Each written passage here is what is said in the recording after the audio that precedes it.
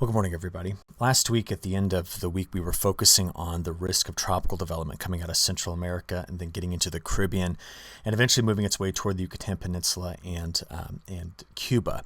And over the weekend, we watched the naming of our next system, which is named Idalia. Now, we're watching some infrared satellite imagery over the last 12 hours or so. And what was important to watch was that the original position we had forecast for this system was much closer to the Yucatan, which is here. But on the over the weekend, throughout the kind of northern side of the system was quite a bit of drier air that was ingested. And the system meandered a bit farther to the south. And as you watch here at the very end of this, it's now got a very robust center of circulation here that also has some deep convection along its kind of southern and eastern side. Now, for this system to begin to rapidly intensify, we need to watch that fill in the entirety of this circulation, and we expect it to do that. The other part of this is that Idalia is now much closer to Cuba than originally forecast, and that's going to change things up for where we think this is going to hit eventually in Florida over the next about 48 hours or so. So that is your latest I've got. Let's go look at some of the forecast data for this system. Don't forget, we do have Franklin out here, which is currently a major hurricane and is expected to stay up, in fact, get up to Category 4 strength as it moves towards Bermuda. But in Idalia, tropical storm strength early this morning, but we expect later today for it to be up to Category 1 strength and hurricane. And you can see that the latest National Hurricanes Center forecast expects this to become a major hurricane, which means Category 3 or stronger as it approaches Florida. Now, the big thing, just again, the trend over the weekend was the system was here and expected to come in like this. And we just kept watching these forecast trends shift a bit farther and farther to the east as we saw Idalia kind of really evolve between Cuba and the Yucatan. To take a closer look, this is the latest update. Let's see if they've, okay, so this is the 4 a.m. update from the National Hurricane Center. And again, I just want to point out, you can now see that the eastern edge of the forecast cone here is now over Tampa. So if we just kind of took a center of this as a best possible guess, we are looking at a major hurricane hitting Florida here and then dumping a lot of rain into very selected regions here in the southeast as it then eventually moves through and goes north of Bermuda. So that's the latest we've got in terms of the National Hurricane Center data. So let's dig in a little deeper here. The next graphic I want to show you is coming from the all hazards map. So we do have tropical storm watches that are out, and that would be this color here, and then a hurricane watch that's in this shading right in through here.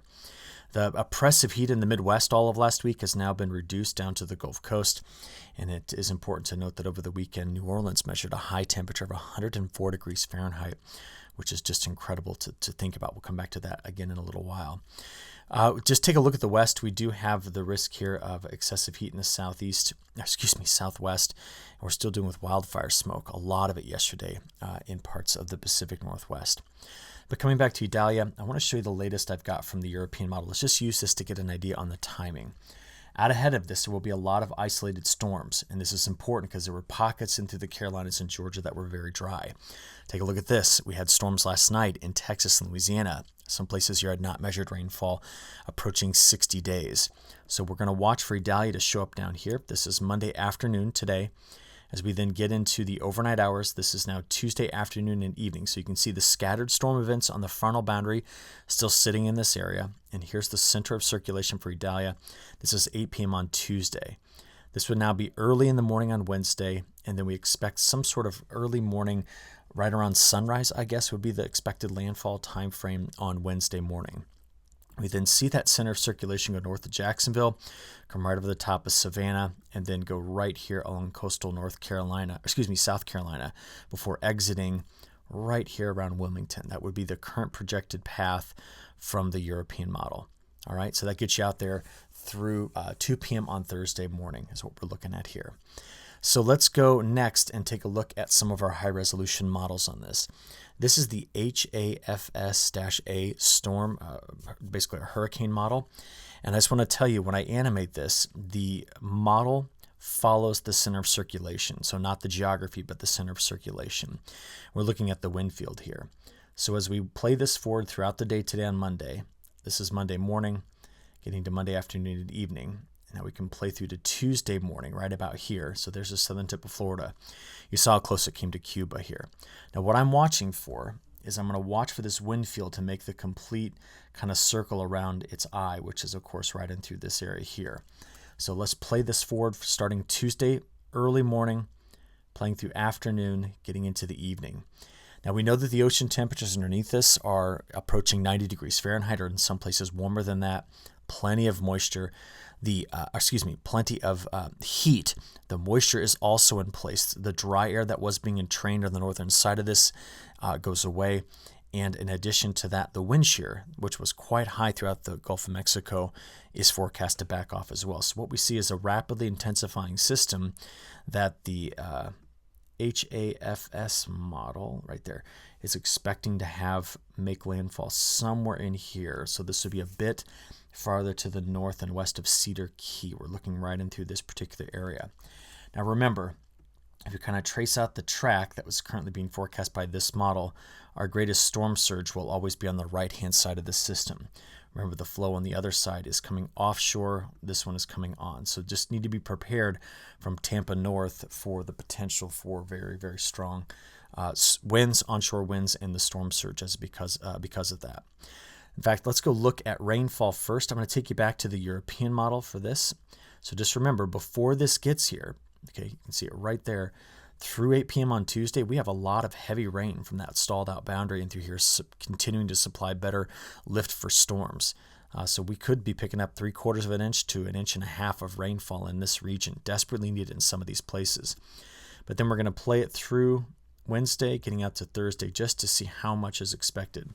So you do note that there are several locations in here that are picking up 4 to 6 inches of rainfall, so that's possible. This will all be determined by the speed of Idalia once it makes it through here, but I just want to let you know the flood threat will be high in a narrow corridor in parts of Florida, Georgia, South Carolina, and potentially this part of North Carolina. All right. Next, let's come back to the storm surge. This is a great animation put up by the National Hurricane Center. You can look at different regions, and then you can see, based off the color bar down here, the expected storm surge. Now, we are not expecting Idalia to be a Category 1 strength hurricane. We're expecting it actually to be stronger than a Cat 2 and possibly a Cat 3. So if you look at this, you can start to see this whole region is very vulnerable at Category 3 in strength to having deep storm surge. And what you're again looking at, greater than 9 feet above ground. That's what we're kind of looking at here. And so this is what we're concerned about. If it were to strengthen beyond that, or even up to, it's possible that this system rapidly intensifies, although no one is forecasting it to do this. But if it gets up to Cat 4 or Cat 5, I just want to show you how deep inland we do have this storm surge issue here. The National Hurricane Center has currently got this out, so this is going to be our guidance. The previous thing was just a tool we can use to assess threat. This is the guidance for this storm, though. So they've got a 7 to 11 feet between these two locations here, down around Tampa 4 to 7 feet, into Tampa Bay 4 to 7 feet. So that's going to be what we're going to use from the National Hurricane Center to kind of assess what we're expecting here. And the last couple things I want to bring up is I'm going to go to the GFS model. If I had to pick a model that I think has got the wind field right, I'm going to say that the GFS has likely got the speed correct, but it's likely got the position wrong. So you see right in through here, there's an area that we're expecting these winds to be 70 to maybe 100 miles an hour. But I would just say that you should take that envelope and maybe move it a bit more over here, farther to the east in this case. But this makes a lot of sense to me, expecting to see a lot of 40, 50 mile an hour gusts with gusts in through here that could possibly get up to that 60, 70, maybe 80 mile an hour range. That's the latest that I've got for you on the wind side of this. Now, if you need a great resource just to monitor, in addition to the National Hurricane Center, which is nhc.noaa.gov, I want you to also go to Tropical Tidbits. When you get to the Tropical Tidbits main page, it looks something like this. And Dr. Cowan, who runs this page, brilliant young scientist, he'll put out a video, I'm sure, later today that you should definitely watch. But what we can do is come up here to current storms, and then you can select your storm. We want to choose Idalia. And he's got all of this great information all lined up here on the Ensemble tracks, the current from the National Hurricane Center, guidance on the intensity of the system. In fact, take a look. A lot of these bumping up here, Cat 2, Cat 3, over the next 48 hours. Please use this as a resource, all right? Okay, let's move away from the tropics and come to some other things we need to be discussing, because sun's rising here through the eastern side of the country. There's Franklin, by the way. And if I take you back to yesterday, this was important. Rains in the Carolinas, rains in parts of Georgia, rain from big storms in Texas and Louisiana. Look at this. And these rains, just to say they were desperately needed is an understatement given the drought here.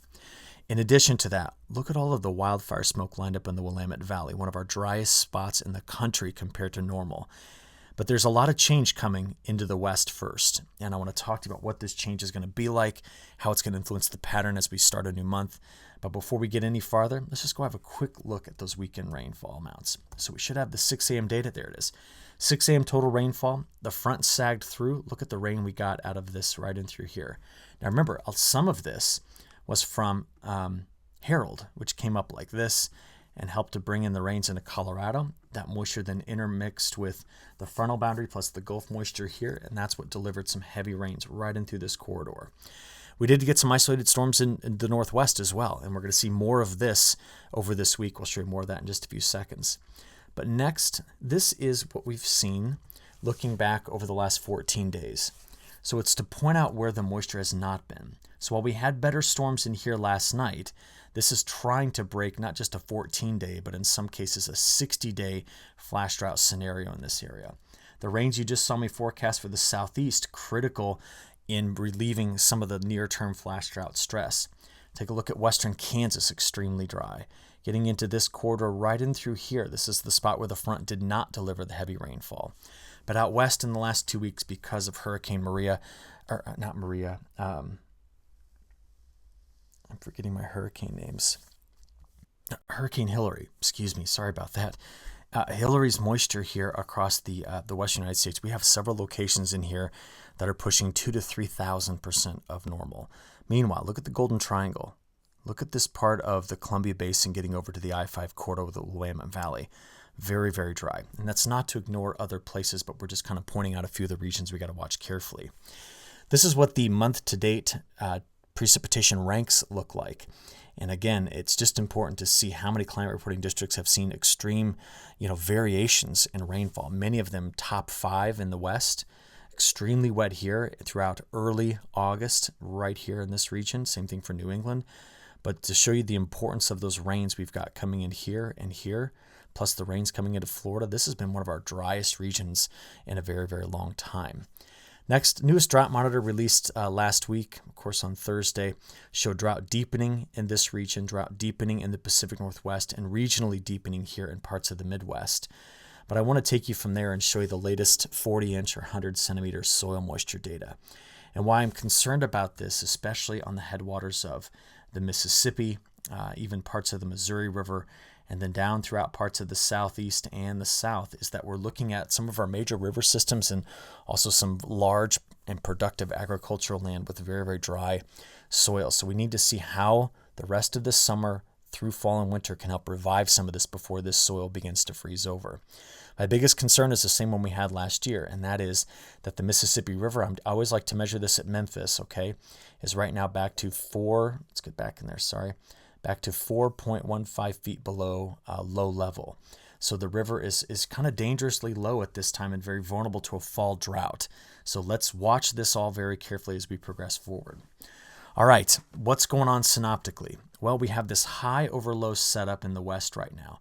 I want you to note that its orientation is something like this, okay? If you just kind of look at this arrow, that's the direction. So it's already broken. The wave has broken over the top, which means this isn't going to block up and stick around. So as we play this forward throughout today into tomorrow, we see a short wave, the southern edge of that, moving into the Pacific Northwest. That's going to be a storm maker. Wednesday morning, we're going to watch for this trough to move through the Great Lakes, giving us another chance at very cold early morning temperatures here. And this is Idalia here. Now remember, the overall trough to the north is what's helping take Idalia up into this direction. So we're going to keep an eye on that as well. But the bigger synoptic flow that I want you to see here is by Thursday into Friday. Here it is. Let's just, right there. Let's go to Friday night. We have another high over low pattern setting up, but now the orientation of this is more like that. All right, so what's the importance here? If it's got this direction, this ridge has not broken over the top of this trough yet, which means this is going to sit here for several days. So this is Friday night, and I'll play you through the weekend. Sunday, Monday, Tuesday, it's still there. And what you saw was coming out of Texas, then building into the Midwest and parts of the East, is another sizable ridge. So starting all the way, or getting all the way to past Labor Day and then into that week, the models take that and don't let go of it. They just continue to keep weaker ridging in the Aleutian Islands. So then that gives us downstream troughing across the west, and then ridges that open up here into the central United States out of the southwest. That's the way the pattern's going to start. And we mentioned this last week. That's what's going to feed the heat back in here and give us the drier conditions while the west stays unsettled. So let me show you how this all plays out. High-res European model. Let's get it all the way out here. There we go. So we've already watched the main factors through this week. So there's the front sweeping through here. There's the stalled out frontal boundary. Notice here by Tuesday the risk of storms popping up in the Pacific Northwest. We now see Idalia making landfall early in the morning on Wednesday. Shortwave comes into the Pacific Northwest. High pressure dominates the central United States. This is going through Thursday. This is the next wave setting up. Now watch, you're going to keep an eye on the Northwest here. We're going to see multiple days of unsettled weather throughout the west. Now I know it doesn't look like much, but it's summer. So to see flashes of green in the model represents the risk of having locally heavy rain from some thunderstorm activity. And that plays you all the way out there to the following Tuesday, after Labor Day. You notice there were a lot of places we didn't talk about any rainfall, and it's easy to see those if we go look at the probability maps. This is the chance of getting an inch of rain over the next 10 days, so it's highest where Idalia comes through and this front is stalled out. Better chances of storms on the northern side of this developing ridge here in Canada, and then the shortwave troughs that keep coming into the Pacific Northwest is giving us a lot of chances for a lot of heavy rain pushing up against the mountains. I do want to show you the chances for 2 inches and the chances for 4, just so we can kind of hone in on Idalia's probably greatest flood threat right in through here. Now, who's dry? Let's flip it over to the chance of getting less than half of an inch of rainfall over the next 10 days. And we can show really dry by looking at the probability of getting less than 1/10 of an inch.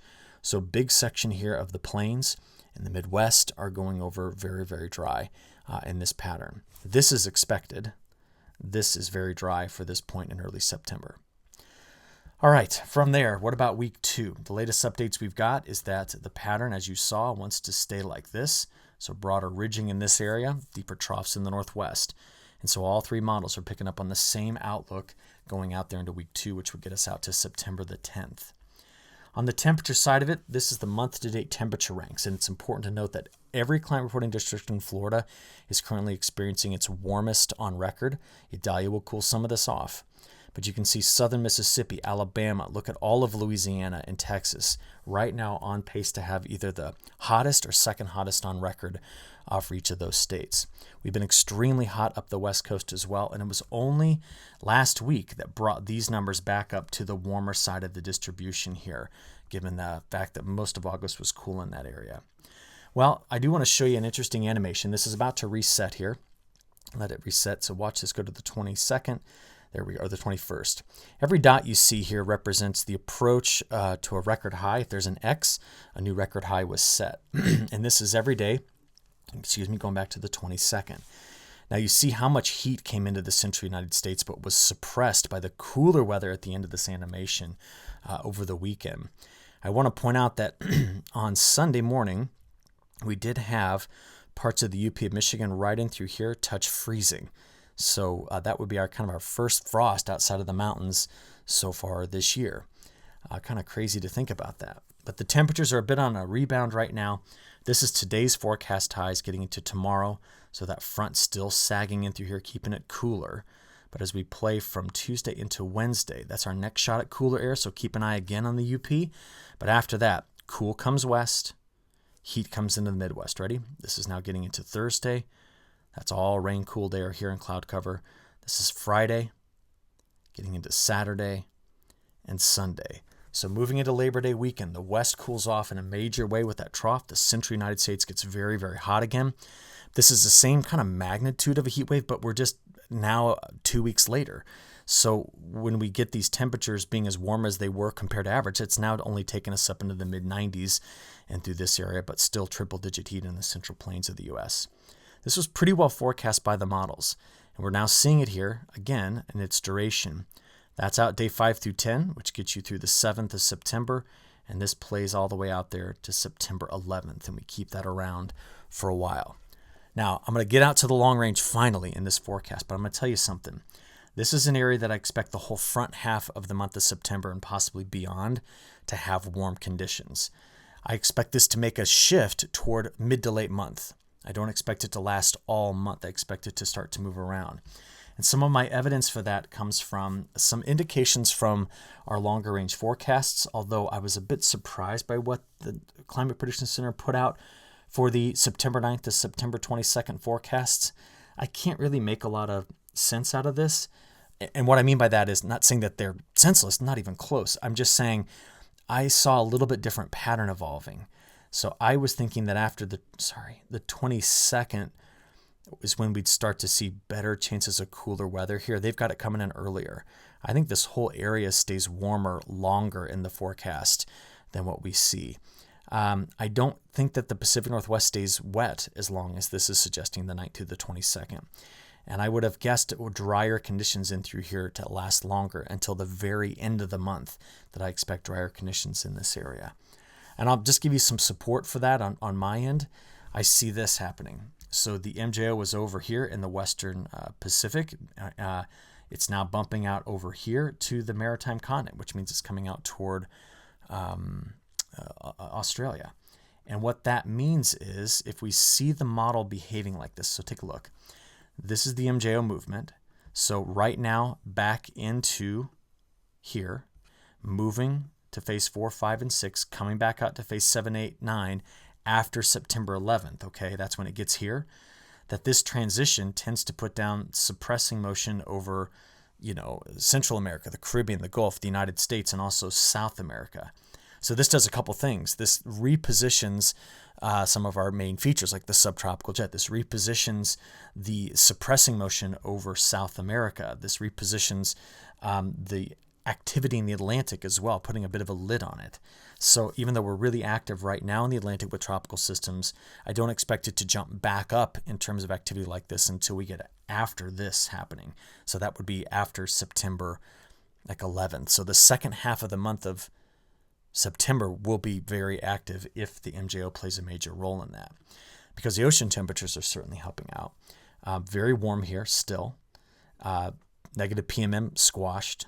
Very warm in the North Pacific, and this is very concerning given tropical systems here, and El Nino just continues to build in a very strong way.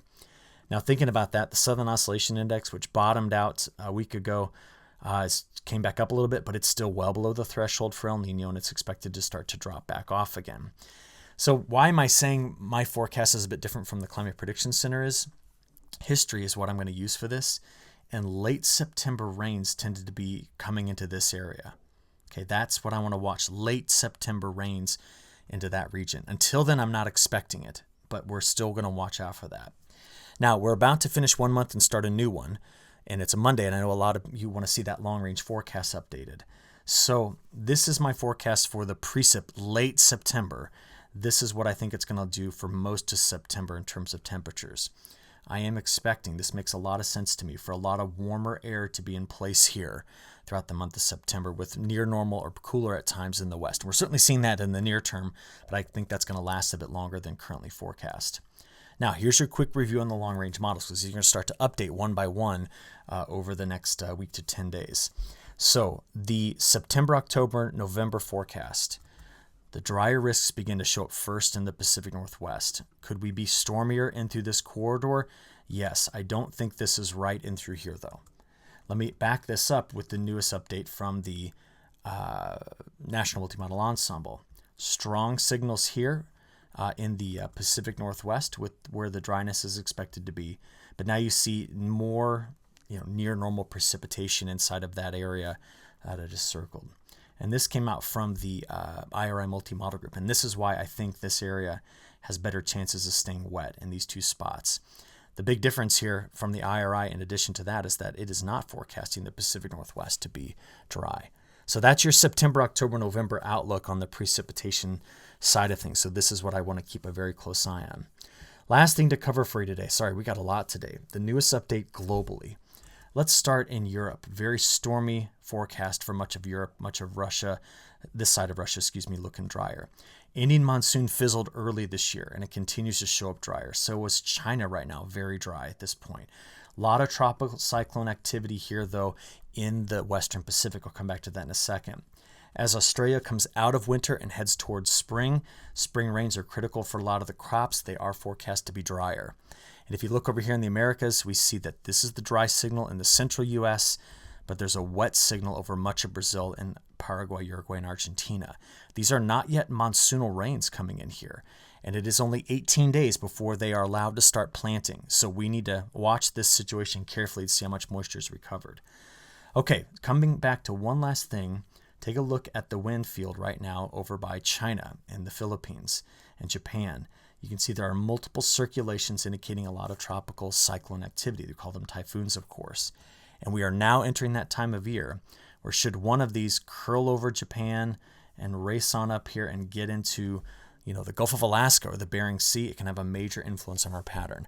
Right now I'm not watching it, but I want to let you know we will be. Okay, really appreciate you hanging on with me today. I had just a lot to cover. I'll talk to you again in the morning. Thank you.